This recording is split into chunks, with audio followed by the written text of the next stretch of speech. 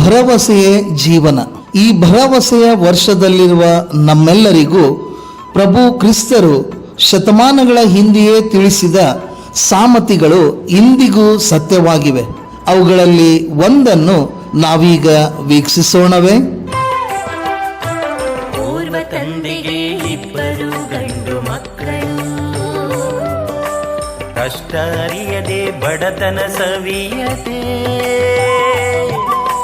ಸುಖದಲ್ಲಿ ಚೆನ್ನಾಗಿ ಬೆಳೆದರು. ತಾರುಣ್ಯದ ಯೌವನದ ಕಿಶೋರ ಮನೆ ಬಿಟ್ಟು ಬಹುದೂರ ಹೋಗಲು ನಿರ್ಧರಿಸಿದ ಪೋರ.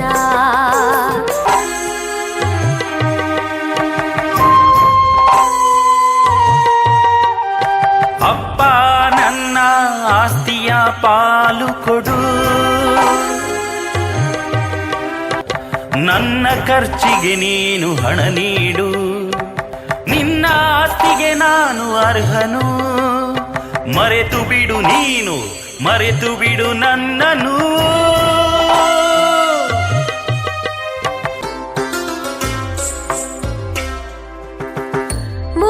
ಮೂಕವಾಯಿತು ತಂದೆಯ ಭಾವ, ಮುದುಡಿ ಹೋಯಿತು ಜೀವ.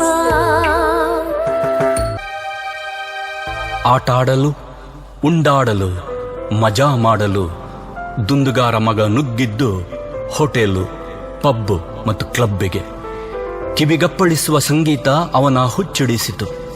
ಅನೈತಿಕ ವ್ಯವಹಾರದ, ಮೋಸದಾಟದ, ಜೂಜಾಟದ ಬಲೆ ಅವನ ಸೆಳೆಯಿತು, ನೆಲಕ್ಕೆ ಅಪ್ಪಳಿಸಿತು. ಕಿರಿಯ ಮಗನು ದುಂದು ಜೀವನ ನಡೆಸಿ ಹಣವನ್ನೆಲ್ಲ ಪೋಲು ಮಾಡಿದ ಮೇಲೆ ದೇಶದಾದ್ಯಂತ ಭೀಕರ ಕ್ಷಾಮ ತಲೆದೋರಿತು. ಅಯ್ಯೋ ಸ್ವಾಮಿ, ನಾನು ಯಾರೂ ಇಲ್ಲದ ತಬ್ಬಲಿ. ಒಂದು ಕೆಲಸ ಕೊಡಿ, ಈ ಹೊಟ್ಟೆ ತಾಳ ಹಾಕೋದು ತಡಿಯೋಕಾಗ್ತಾ ಇಲ್ಲ. ನೋಡಪ್ಪ, ನಮ್ಮ ಹಂದಿ ಫಾರ್ಮನ ನೋಡ್ಕೊಳಕ್ಕೆ ಒಂದ್ ಜನ ಬೇಕು. ಮಾಡುದಾದ್ರೆ ಮಾಡು, ಒತ್ತ ಏನೂ ಇಲ್ಲ.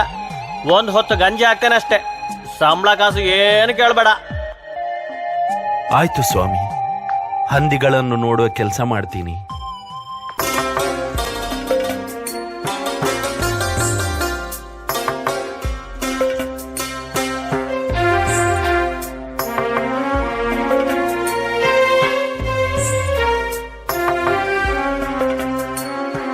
ಹಂದಿಗಿಂತ ಕಡೆಯಾಯ್ತು ನನ್ನ ಬಾಳು,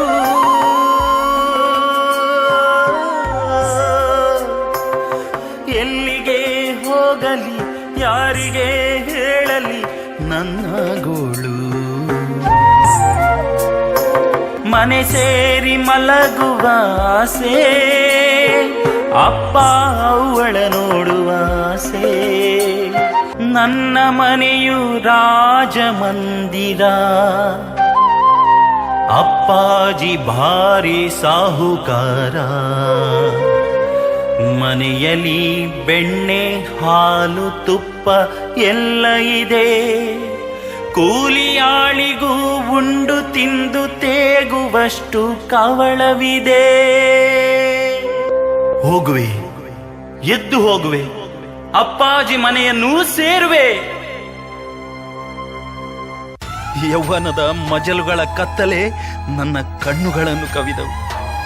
ಈ ಅಂಧಕಾರಗಳಲ್ಲಿ ನಾನು ಮಾಡಿದ್ದೇ ಸರಿ ಅಂದ್ಕೊಂಡು ನಿಮ್ಮ ಹೆಸರು, ಘನತೆ, ಗೌರವ, ಪ್ರತಿಷ್ಠೆ, ಆಸ್ತಿ ಪಾಸ್ತಿಗಳನ್ನೆಲ್ಲ ಪೋಲು ಮಾಡಿಬಿಟ್ಟೆ. ಅಪ್ಪ, ನಿನಗೂ ದೇವರಿಗೂ ವಿರುದ್ಧವಾಗಿ ನಾನು ಪಾಪ ಮಾಡಿದ್ದೇನೆ. ಹೌದು, ನಿನ್ನ ಮಗನೆಂದು ಹೇಳಿಕೊಳ್ಳುವ ಯೋಗ್ಯತೆ ನನಗಿಲ್ಲ ಅಪ್ಪ. ನಿನ್ನ ಮಗನಾಗಿ ಅಲ್ಲದಿದ್ರು ನಿನ್ನ ಸೇವಕರಲ್ಲಿ ಒಬ್ಬನಾಗಿ ನನ್ನನ್ನು ಸ್ವೀಕರಿಸಪ್ಪ. ಹಾಗೆ ಹೇಳಬೇಡ ಕದ್ದ, ಈ ಮಾತು ನಿನ್ ಬಾಯಿದ್ದ ಬರಕೂಡ್ದು. ಪುಟ್ಟ, ಎಲ್ಲಿಗೆ ಹೋಗಿದ್ದಿಷ್ಟ ದಿನ? ನೋಡ, ನೀನ್ ಖಂಡಿತವಾಗಿಯೂ ಮನೆಗೆ ಬಂದೇ ಬರ್ತೀಯ ಅಂತ ನಂಬಿಕೆ ಇತ್ತು.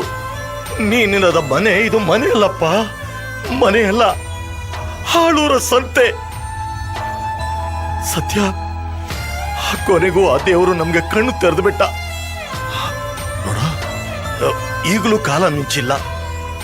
ನಡೆದದೆಲ್ಲ ಒಂದು ಕೆಟ್ಟ ಕನಸು ಅಂತ ಭಾವಿಸು. ಪುಟ್ಟ, ನೋಡು, ಇನ್ಮೇಲಾದ್ರೂ ಚೆನ್ನಾಗಿರೋಣ. ಇಲ್ಲಪ್ಪ, ನಿನ್ನ ಮಗ ಎನಿಸಿಕೊಳ್ಳುವ ಭಾಗ್ಯ ನನಗಿಲ್ಲ. ನಾನು ನೀಚ, ಅಯೋಗ್ಯ. ಮಗು, ಹಾಗೆಲ್ಲ ಹೇಳ್ಬಾರ್ದಪ್ಪ. ತಪ್ಪು ಎಲ್ರೂ ಮಾಡ್ತಾರೆ. ನೋಡು, ತಪ್ಪು ಮಾಡುವುದು ಮನುಷ್ಯ ಸ್ವಭಾವ. ಆದ್ರೆ ನಾವದನ್ನ ತಿದ್ಕೊಂಡು ಹೋಗ್ಬೇಕು. ನೋಡು, ಇವತ್ತಾದಷ್ಟು ಸಂತೋಷ ನನ್ನ ಇಡೀ ಜೀವಮಾನದಲ್ಲೇ ಆಗಿಲ್ಲ. ಬಾ ಮಗು, ಅಪ್ಪ.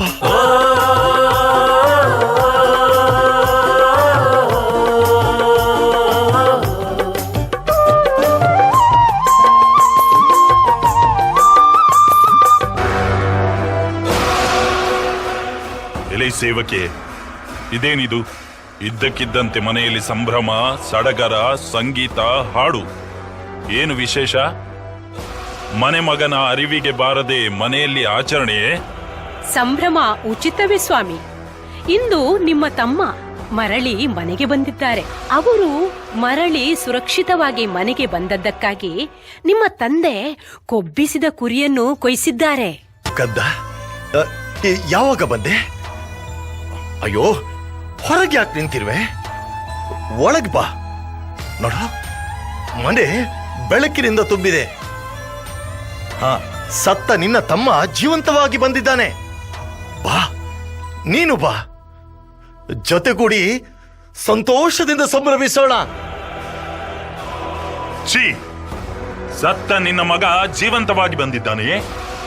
ಸತ್ತವನು ಒಳಗಿರುವಾಗ ಜೀವಂತವಾಗಿರುವ ನನಗೆ ಈ ಮನೆ ತರವೇ? ಹೊರದೂಡಿ ಆ ಪಾಪಿಯನ್ನು. ನಿನ್ನ ಸೋದರ ಹೇಗೋ ಮರಳಿ ಬಂದ ಮನೆಗೆ, ನಮ್ಮ ಪಾಲಿಗೆ ಆತ ಸತ್ತು ಹೋಗಿದ್ದ. ಈಗ ಮರಳಿ ಬಂದ ನಮ್ಮ ಮನೆಗೆ, ಮರಳಿ ಬಂದ. ಮಕ್ಕಳೇ, ನನಗೆ ನೀವಿಬ್ಬರು ಬೇಕು. ಈ ಬುದ್ಧಿ ಜೀವಕ್ಕೆ ನೀವಿಬ್ಬರು ಎರಡು ಕಣ್ಣುಗಳು. ನೀವು ಜೊತೆಗೆ ಬಾಳದಿದ್ರೆ ನನ್ನ ಜೀವವೇ ಬರಡು. ಬನ್ನಿ, ನಾವೆಲ್ಲರೂ ಒಟ್ಟಾಗಿ ಬಾಳೋಣ. ಈ ಭರವಸೆಯ ವರ್ಷದಲ್ಲಿ ದೇವರ ಪ್ರೀತಿ ನಮ್ಮ ಜೀವನದ ಬೆಳಕಾಗಬೇಕು. ಪಶ್ಚಾತ್ತಾಪದಿಂದ ಹೃದಯವನ್ನು ದೇವರತ್ತ ತಿರುಗಿಸೋಣ. ಪ್ರಭುವಿನ ಕ್ಷಮೆಯಲ್ಲಿ ಸಂತೋಷವನ್ನು ಕಂಡುಕೊಳ್ಳೋಣ. ಪ್ರೀತಿಯಲ್ಲಿ ನಿಜವಾದ ಜೀವನವನ್ನು ಹುಡುಕೋಣ ಹಾಗೂ ಮುಂದೆ ಸಾಗೋಣ.